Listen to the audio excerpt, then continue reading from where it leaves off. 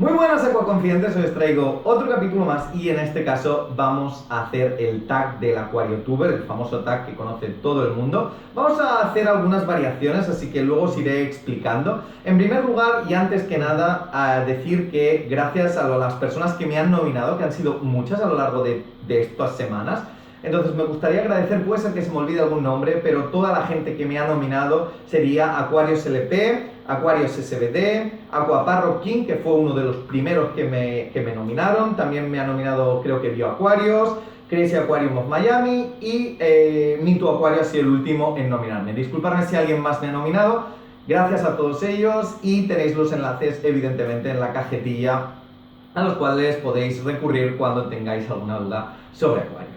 Y una de las cosas también que me gustaría decir es que para celebrar estos 20.000 suscriptores, que es un número muy grande, decir que voy a realizar un curso que además va a ser gratuito para todas las personas que quieran participar en él, es decir, un curso que lo voy a realizar en Madrid, el cual vamos a hablar sobre la conciencia de la acuarista, es decir, el significado o los significados del acuarismo actualmente y los significantes que tiene el acuarismo.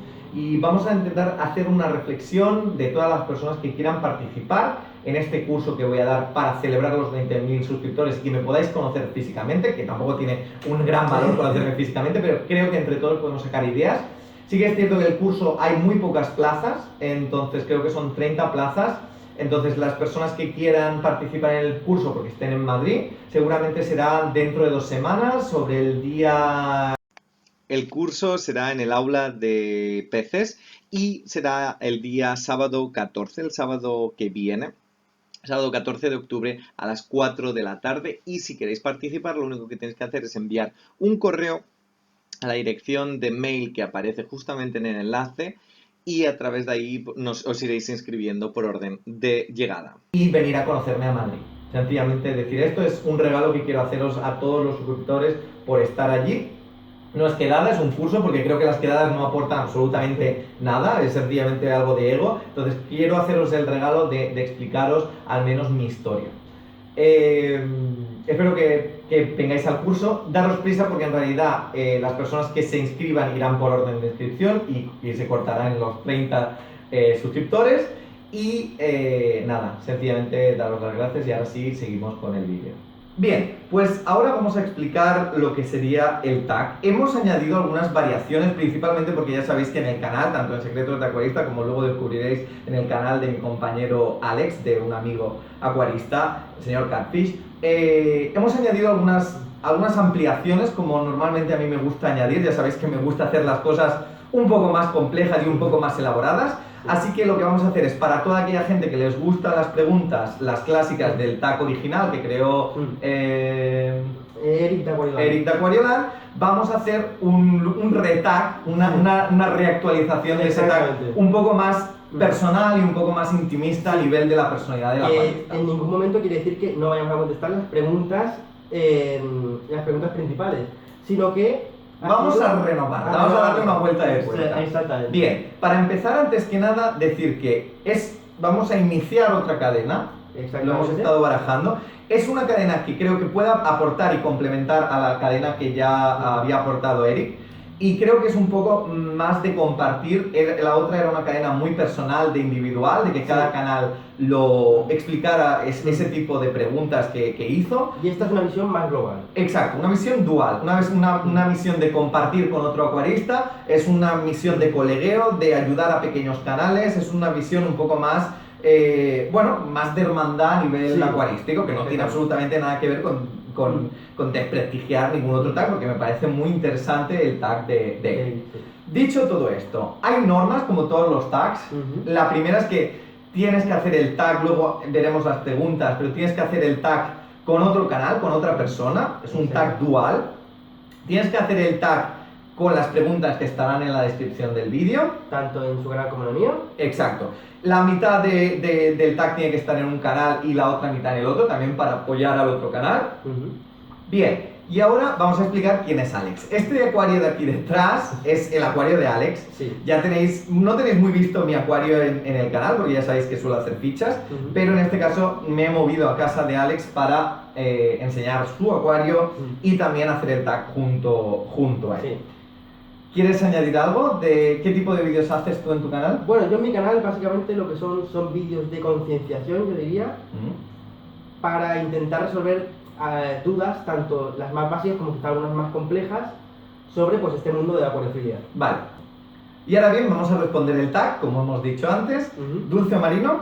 Yo nunca he llegado a montar un marino, entonces mi respuesta más coherente exactamente sería un acuario de agua dulce. A mí, personalmente, es más bien por un tema de plantas y por saber diseñar bosques, Sí.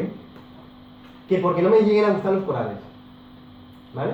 Yo creo que como a mí en mi caso también elegiría dulce, creo que como a mí me gusta mucho el paisajismo y el aquascaping, creo que en el marino se reduce muchísimo el tema del paisajismo. De hecho, mucha gente habla de paisajismo en marino. El paisajismo en marino es muy complejo de llevar a cabo y además los acotamientos de marino es mucho más complejo a nivel de crear paisajes, principalmente porque el dominio de acroporas que te pueden dar una sensación de paisaje es muy complejo y no tiene mucho... Incluso... perdón. No, tranqui, no tiene sentido. Sí. ¿Y qué querías decir? Que, por ejemplo, en el momento que tú montas, por ejemplo, un iwagumi en un marino, tú, por ejemplo, puedes respetar las normas de ese iwagumi, pero los resultados y las sensaciones que te puede llegar a transmitir un iwagumi marino no es el mismo que el nuevo. Totalmente de acuerdo.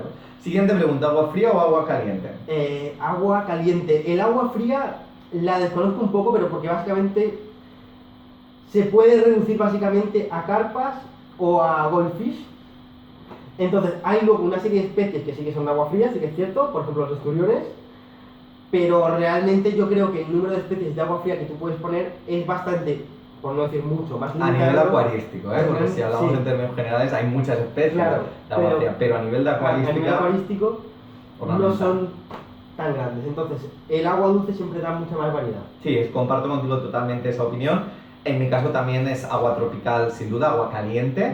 Agua caliente, bueno, es templada realmente. El agua caliente es la que abres del grifo y sale caliente. Agua templada de 24-25 grados. Creo que el abanico es mucho más grande, creo que está mucho más avanzado a nivel de importación, creo que es mucho más interesante a nivel de morfologías y a nivel de combinaciones que puedes establecer dentro de biótopos o dentro de paisajes. Creo que es mucho más interesante el agua tropical, agua caliente, que no el agua fría. Así que es cierto que el agua fría tiene un componente nostálgico muy importante y un componente, pues eso, muy de principio, pero creo que la elaboración de un acuario complejo debe hacerse a través de la utilización del agua tropical.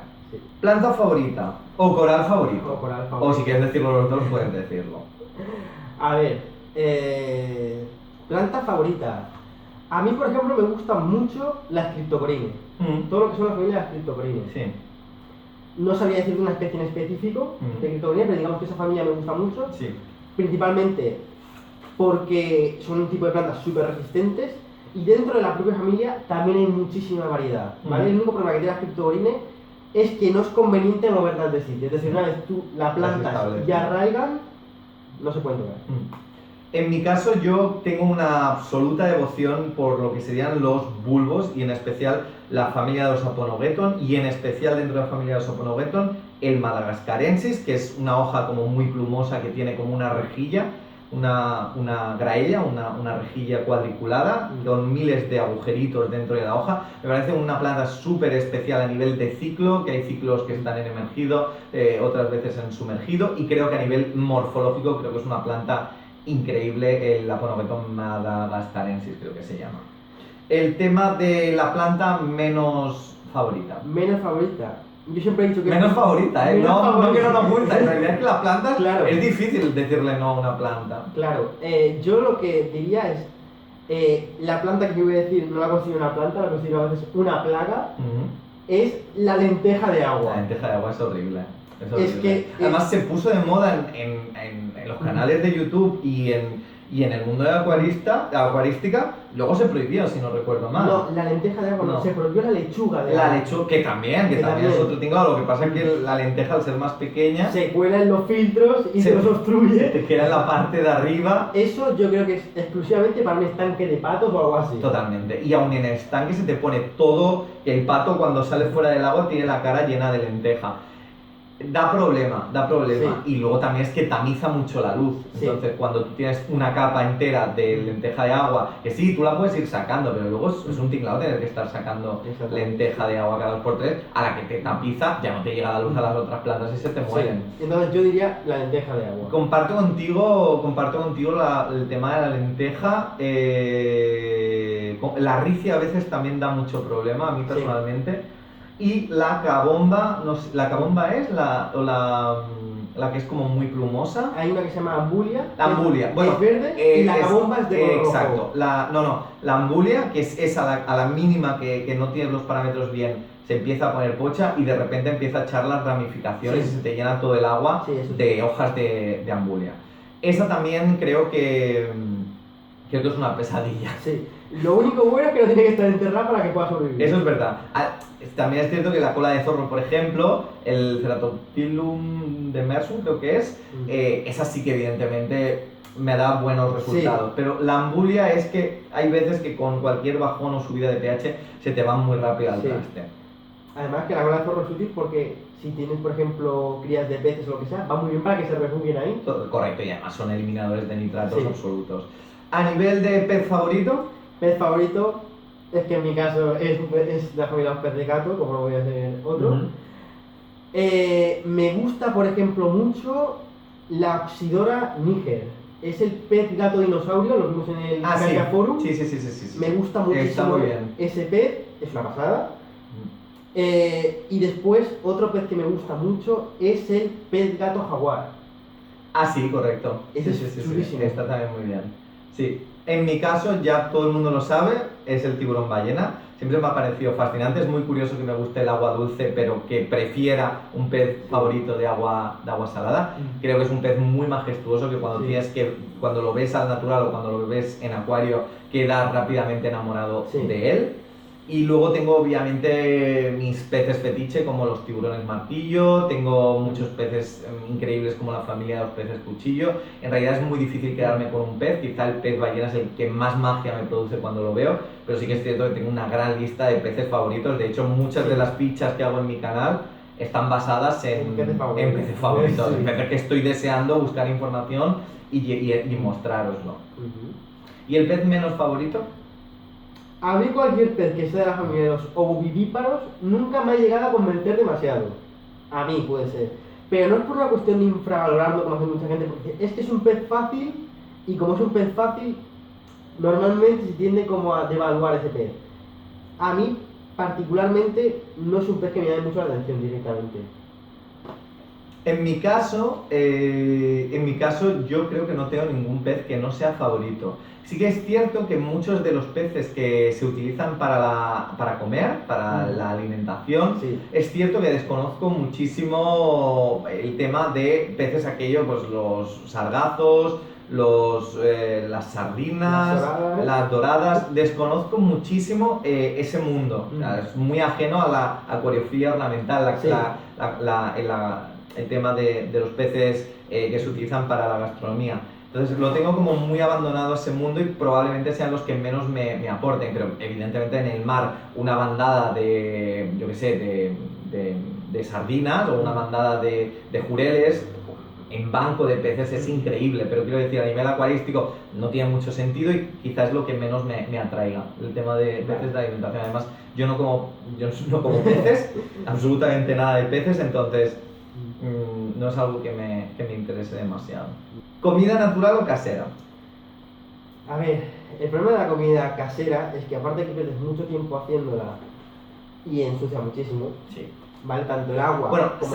aplicada correctamente no, pero es difícil aplicarla correctamente porque lo que hacemos es meter todas las cosas en la batidora y apretamos el botón. Y las cosas tienen grasas, tienen aceites, tienen cosas. Entonces yo te diría la comida comercial. hay comidas y comidas comerciales. También, claro, evidentemente, como ¿Vale? todo. Entonces, yo lo que te recomiendo es que cojas una marca que veas que funcione y que realmente cumple con los requisitos alimenticios de tus peces y que mientras tengas esos peces no te separes de ella. Sí, comparto contigo también esa visión. También comida comercial, sin duda. LED o fluorescente. A ver, yo soy más de LED, pero por un tema económico, no por otra cosa. A ver, la cosa de los tubos es que son más baratos, pero a la larga la tienes que ir cambiando cada un año o 2 años, o algo así, ¿no? Depende de la marca Depende y de la depende, marca, porque hoy en sí. día ya hacen unos tubos fluorescentes también un poco más de largo plazo, que antes había que cambiarlos a los 8, 9, 10 Sí. meses. Pero También es cierto el rendimiento que Sí. le des al tubo fluorescente. Vale, pero después también lo que pasa es que la factura de la luz que te da un tubo fluorescente no es la misma que te da un LED. Un LED te da muchísimo menos coste económico. Yo ahí tengo que decir que discrepo en el sentido de que en términos generales un acuario como este, que tiene una luz simple, sencilla, sin demasiado lúmenes, a nivel de factura sale muy barato porque eso consume nada y menos. Pero si realmente queremos una eficiencia a nivel de columna de agua y de potencia de LED que vaya hacia abajo y un aquascaping, evidentemente los vatios se nos van a los 300 vatios, una cosa así. Y ahí el LED tiene que consumir menos que el tubo fluorescente, estoy de acuerdo, o que un HQI de sobra, pero sí que es cierto que ya la factura no es tan reducida como estos, sino que se puede ir un poquito más. Pero sí que es cierto que el LED bueno consume eficientemente y poco en comparación con el tubo fluorescente. En mi caso, yo creo que me dan muy buenos resultados los fluorescentes y creo que también la hibridación entre el fluorescente y el LED es lo que yo recomendaría. La proporción de LED y fluorescente con unos LED eficientes en un color eficiente de onda y unos fluorescentes en su correcto... quiero decir, creo que hay longitudes de onda que son están más bien conseguidas en fluorescente y hay otras que están más bien conseguidas en LED. Sencillamente color y kelvins. Creo que hay algunas cosas que hay que combinar los dos. Y HQI, evidentemente, cogería HQI, aunque en esta pregunta no están incluidos los HQI, pero evidentemente si tengo que iluminar un gran acuario, HQI siempre. ¿Y cuál es el acuario perfecto? El acuario perfecto, para mí el acuario perfecto es una cosa que voy variando conforme voy avanzando en el mundo de la acuariofilia. Me parece maravillosa esa contestación. ¿Sabes? O sea, yo no tengo un objetivo para decir, yo quiero este acuario para toda mi vida. No, los acuarios van evolucionando conforme va evolucionando también el acuarista. Exacto. ¿Vale? Sí que es cierto que a mí, por ejemplo, determinados acuarios no me pueden llamar tanto la atención como otros. Eso lo veo normal porque cada persona tenemos una serie de gustos y una serie de influencias que nos hacen depender a la hora de nuestras decisiones. Sí. Entonces, no sabría muy bien qué contestarte, pero a mí, por ejemplo, un acuario que me gusta mucho son, por ejemplo, grandes peces depredadores de agua dulce. Sí. ¿Vale? Por ejemplo, a mí me gusta mucho el tema de las payaras, el Hydrolicus armatus. Me gusta muchísimo, me gusta mucho el pez tigre Goliat, las cabezas de serpiente, toda esta clase de peces grandes y carnívoros me llaman mucho la atención. Y por ejemplo, yo creo que en un acuario que digamos fuera en forma de donut, de círculo, se verían realmente chulos. A mí en mi caso, yo creo que el acuario perfecto es aquel que no te limita como acuarista. Es decir, yo creo que, obviamente, y dentro de unos márgenes, el tamaño de la urna condiciona muchos aspectos luego del interior a nivel decorativo y a nivel funcional y a nivel de propia especie. Pero sí que es cierto que yo creo que es aquel acuario en el cual te permite ir modificando, ir añadiendo aquellos peces. Es decir, no es un biótopo, no es algo estricto, no es algo que de esto, es algo... Es un estilo libre. Es un estilo libre y también evidentemente el acuario ideal es aquel en el cual tú recreas una fantasía o un ideal de aquello que tú quieres expresar. No tiene sentido un acuario perfecto sin el componente de la emoción, es decir, es transmitir algo. Bien, y ahora vamos con la segunda parte, vamos a complejizar el asunto un poquito. Vamos ahora a hacer otras preguntas, son 10 también. También son 10, sí. Entonces vamos a contestarlas por turnos o también lo podéis hacer en debate. O sea, creo que lo interesante de este tag es Compartir opiniones. Compartir opiniones, Sí. que es lo que hace que realmente se quede natural el tag y no quede como lista preparada de De la preguntas compa. respuestas. La primera pregunta es, ¿de dónde vienes? ¿Cómo has llegado hasta aquí? ¿Y dónde quieres llegar en términos acuarísticos? Vale, ¿de dónde vengo? ¿No? Yo vengo sobre todo de pues un tipo de acuario muy humilde, la verdad. Yo recuerdo que mi pasión por la acuariofilia empezó ya desde muy pequeño, cuando sobre todo mi padre, que ya había sido acuarista, me explicaba muchos relatos de cómo era mantener un acuario antiguamente. Antiguamente los acuarios eran mucho más difíciles de mantener de lo que son hoy en día. Y sobre todo era muy curioso ver cómo, por ejemplo, los métodos que existían antiguamente comparados con los que tenemos hoy en día.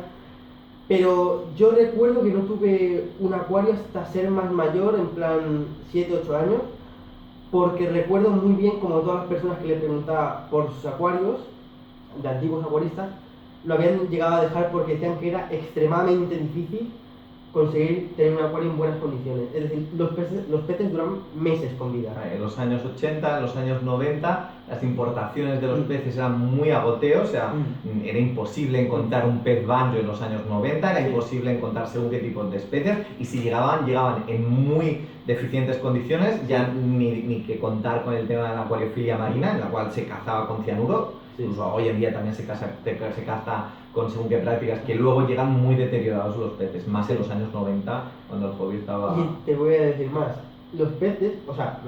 las tiendas, no había tiendas de acuariofilia antiguamente, los peces se compraban en unos mercados que había. Así, Sí. por ejemplo, en Barcelona mi padre compraba los peces en las ramblas Sí. y en los mercados. Sí, y los típicos siempre de agua marina, el goldfish, que siempre ha Sí. sido un pez... No, pero muy incluso de utilizado. agua caliente, ¿eh? Sí, sí. Entonces, imagínate cómo pueden llegar los peces hasta ahí. Ya, sí, era complejo. Entonces, eso siempre ha sido como poner un palo en la rueda para que más gente empezara realmente en el hobby. Pero también sobre esa época, al fin pude tener mi acuario. Lo que pasa es que tuve pues un acuario de agua fría con 2 orandas, peces de agua fría, que bueno, fueron tirando tal y cual hasta que de pequeño tuve la brillante idea de ponerle 2 cangrejos de río americanos y se comieron a uno de ellos. Si es de agua fría, va todo para adentro. Pues sí, en agua fría meten de todo, incluso a día de hoy en agua fría también se meten especies de agua templadas. Sí. Entonces, a medida de eso fui creciendo tal y cual, y más o menos cuando iba por la ESO, estudios secundarios más o menos, es cuando empezó a salir YouTube. En YouTube yo pude ver cómo otra gente subía sus acuarios y realmente pude ver que el nivel que tenía mi acuario y aquello que tanto me apasionaba realmente era muy bajo en comparación con lo que tenían ellos y con lo que ellos habían conseguido. Y fue algo como un choque muy directo ver que lo que yo pensaba que era imposible, otros ya lo habían conseguido anteriormente. Sí.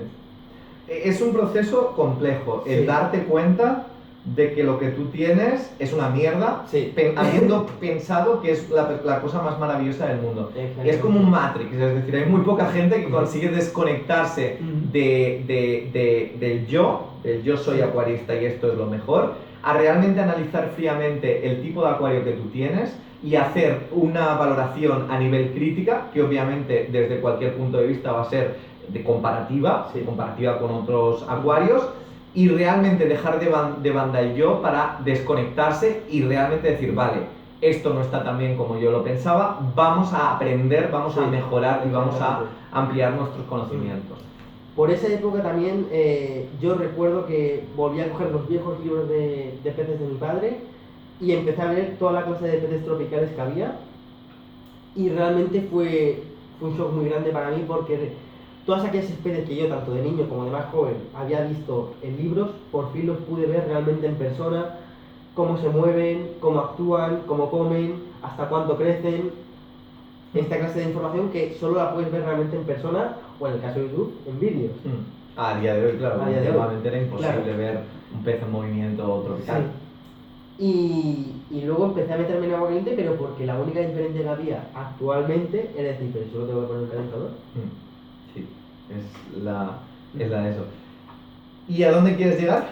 Y quiero llegar básicamente a conseguir mi propio estilo de acuariofilia. Es decir, yo veo mucha gente que parece como que tienen una especie de copias entre acuarios, no exactamente una copia, pero sí todos siguen el mismo camino, el mismo estilo, saben qué es lo que funciona, que realmente funciona, ¿sí? Funciona, sí. Pero a mí también me gustaría algún día poder llegar a innovar y poder decir, he podido crear algo que yo creía imposible, pero esta vez lo he creado yo mismo.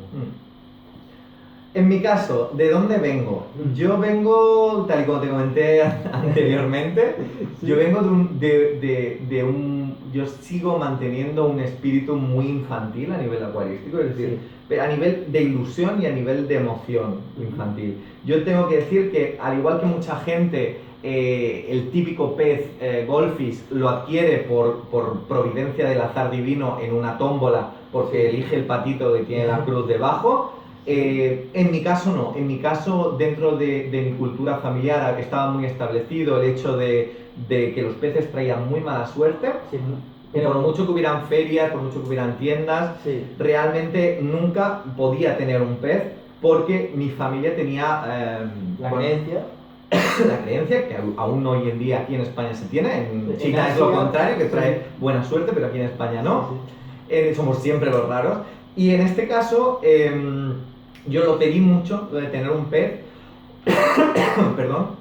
Lo pedí mucho, lo de tener un pez. Intenté a través de 1000 maneras conseguir un pez. Y finalmente, cuando conseguí el pez, que al fin y al cabo era un acuario sin ciclar ni nada, tendría 13 años, 12 años, o sea, es ya muy avanzado esto. Los peces hoy en día, perdón, tengo clientes que los niños de 6 años ya tienen el fish bowl, la pecera con el pobre pez dentro. Y yo me acuerdo que yo llegué muy tarde en eso, llegué a los 14 años después de pedirlo muchísimo, y fue cuando lo tuve, cuando yo realmente me quedé ya tranquilo de decir, vale, después de pedir muchísimo esto es lo que me gusta, esto es la emoción que quiero mantener. Y después de pedirlo mucho, una vez ya lo tuve, realmente me di cuenta de que eso tenía que ser mi vida porque era mi pasión y que entendía que mi pasión únicamente tenía sentido si conservaba y conseguía conservar esa ilusión que sentí desde pequeño. Y es lo que he hecho ahora, sentir pasión por algo que me encanta y al cual le tengo mucho respeto porque me tardé mucho en conseguirlo. ¿Y en qué punto estoy? Estoy en un punto muy bueno, tengo que decirlo. Desde un punto de vista de humildad, eso sí, porque si no, no se puede entender la satisfacción tuya personal. Creo que en parte el afianzar vínculos a nivel de conocimiento a través del canal, porque he conocido mucha gente a través del canal y creo que esa oportunidad de contactar con otra gente me está brindando la posibilidad de crecer personalmente. Y bueno, también creo otra cosa muy importante que voy a contar en privado, y es que, en privado aquí delante de 20.000 personas que tenemos en el canal, hay otro punto de que yo como acuarista he tenido fluctuaciones a nivel laboral, me dedico principalmente a ello, entonces he tenido fluctuaciones laborales muy importantes a lo largo de mi vida. Y justamente cuando creé el canal únicamente, entre otras cosas de enseñar, etcétera, tenía un componente de realmente comprobar a nivel de juicio popular, es decir, a nivel de audiencia, si realmente lo que yo hacía estaba correcto o no. Y esto venía porque yo tenía la autoestima muy baja a nivel acuarístico, porque yo había tenido dos muy malas experiencias trabajando en tiendas de acuarios, la cual me habían minado profundamente o sea, habían hecho que yo dudara si yo realmente tenía conocimiento o no de eso. Fue una época bastante dura en mi vida, en la cual te cuestionas si eres bueno, si realmente lo que tú haces es lo que tú quieres seguir haciendo porque eres bueno y no porque eres uno más. Y de hecho, hay una etapa, que esto lo mencioné en uno de mis vídeos, que es la etapa en que el acuarista se deconstruye a sí mismo. ¿Vale? Entonces, más o menos es cuando empiezas a tener un cierto nivel, tú te das cuenta de que empiezas a cuestionarte prácticamente todo lo que conoces y las bases del acuarismo. ¿Vale? Y en realidad lo que yo pienso que realmente tienes es ya un criterio propio, es decir, ya no necesitas comprobar tanto todo lo que haces, sino realmente ya empiezas a pensar más por ti mismo y decir, creo que esto está bien y creo que esto está mal. Sí, Sí, y básicamente ese es el punto en que estoy. Yo creo que el canal me ha dado mucho conocimiento, me ha dado un juicio propio y me ha dado sobre todo algo que yo sigo alucinando, que es la aprobación de la gente. Que eso para mí era muy importante. Yo sé que es muy difícil en YouTube, en esa selva de YouTube en general, no solo de canales de YouTube, sino en general de canales de ámbitos muy dispares.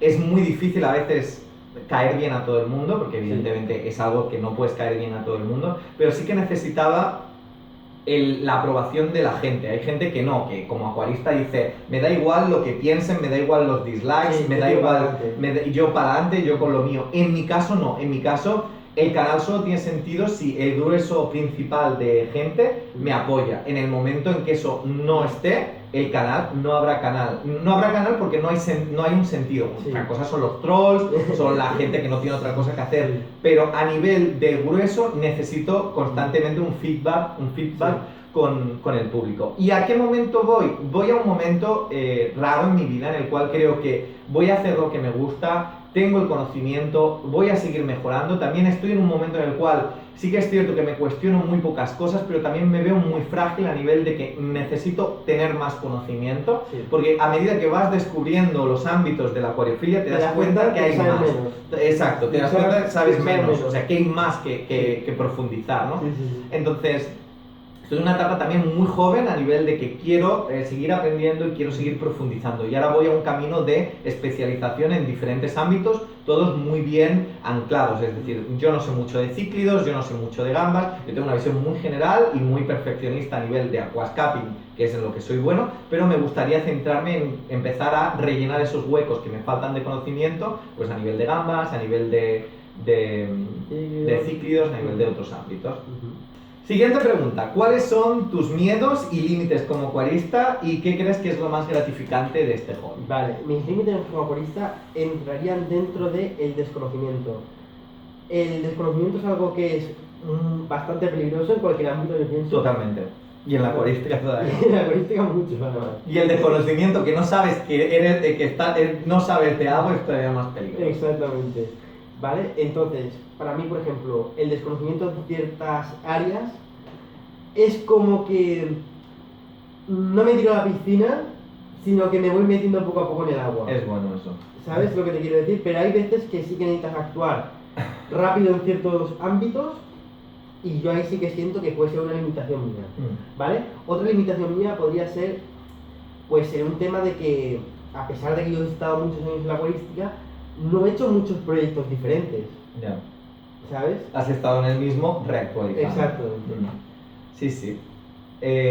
¿Y como límite también lo pondrías eso o...? Es que no sé mis límites porque muy pocas veces he tenido la oportunidad realmente de ponerme a prueba de cuánto sé, cómo tengo que hacer esto, pero lo que sí que recomiendo yo es que cuando tú veas, bueno, tú o cualquier persona vea un acuario, empieza a pensar cómo está hecho, por qué funciona esto así, qué es lo que aporta que esto esté así y no esté de otra manera, cómo lo harías tú desde un inicio. Ese tipo de cosas normalmente lo que hacen es abrirte más puertas a la hora de decir, a la hora de montar un acuario, básicamente. ¿Y qué crees que es lo más gratificante del hobby? Una de las cosas más gratificantes del hobby es, yo creo que la enseñanza a otras personas es algo gratificante. El poder transmitir tu conocimiento, por pequeño que sea, porque hay gente que se considera acuarista y, por ejemplo, no sabe lo que es el ciclado. Y no pasa nada. No, y está muy extendido, o sea, está muy extendido. Nadie tiene por qué saber qué es el ciclado si nunca ha tenido un acuario. Exactamente. O, por ejemplo, a la hora de comprar peces, yo sé que hay gente que se escandaliza cuando yo, por ejemplo, el otro día fui a comprar el Fosilis, y hay gente que dice, pero ¿cómo se puede gastar 5 euros en un pez? ¿Vale? Yo sé que hay mucha gente que este tipo de cosas se lo puede plantear, pero el enseñarle, no, este pez tiene un valor por esto, por esto y por esto, enriquece más a la cultura. Entonces yo pienso que a la hora de tener una labor educativa, la acuariofilia gana mucho. Sin duda. Mis miedos creo que es uno de mis miedos, y creo que esto es cualquier persona que quiera hacer bien su trabajo, es intentar dar lo mejor a un nivel. O sea, creo que es muy similar al deporte, salvaguardando obviamente las distancias, pero creo que intentar mantenerse en un nivel, a nivel personal, para nada de competitividad con otros, no, a nivel personal, dar lo máximo de ti, y mantener ese estándar a unos niveles muy altos, como es lo que estoy intentando mantener, es algo que a veces es muy cansado. Y hay veces que en mi personalidad dudo a veces. Yo soy muy de dudar absolutamente de todo. Y de mí mismo es cierto que la confianza, por eso soy una persona que nunca da cosas como absolutamente verdad o absolutamente esto, porque puede ser que yo esté equivocado. Entonces, uno de mis grandes miedos es eso, a no dar la talla, a no saber complacer y enseñar y educar a los clientes, a no saber transmitir un mensaje de conservación. Ese es el miedo, de que el mensaje no llegue al interlocutor, a la otra persona, a través de un canal que a lo mejor no estamos en la misma sintonía. A nivel de límites tengo muchos. Uno de ellos es que soy sumamente perfeccionista en lo que hago y muy meticuloso en lo que hago. Bueno, hay un dicho popular que dice que los acuaristas son inconformistas por naturaleza. Sí, la primera vez que escucho ese dicho. Y realmente es eso. Hay veces que no disfruto tanto del proceso, que siempre disfruto, eso sí, pero hay veces que estoy tan metido en si la planta tiene que ir medio centímetro hacia la derecha como medio centímetro hacia la izquierda, que hay veces que para según qué tipo de proyectos complejos se me hace muy difícil encuadrar el disfrute personal con el proyecto. Entonces es algo que tengo que empezar a corregir. No hay nada perfecto y evidentemente dentro de un acuario es muy, muy fácil cometer errores y todos los cometemos, aunque haya gente que nunca diga que comete errores, pero se cometen muchos errores y creo que un límite es eso. ¿Y qué creo que es lo más gratificante del hobby? Pues lo más gratificante del hobby es intentar poner tu granito de arena en transformar algo que no dejaba de ser conceptual para la mayoría de sociedad, es decir, cuando a alguien le dices un acuario, rápidamente se imagina o una pecera con un pez naranja o un acuario cuadrado con peces a nivel difuminado, porque ni siquiera tienen establecidos las especies en su mente. Intentar poner el granito de arena para realmente dar a conocer una afición que es maravillosa y que creo que puede dar mucho a nivel cultural, a nivel artístico y a nivel de aportar belleza y estética a lo que sería la decoración o a lo que sería los espacios o a nivel de una vuelta de eso.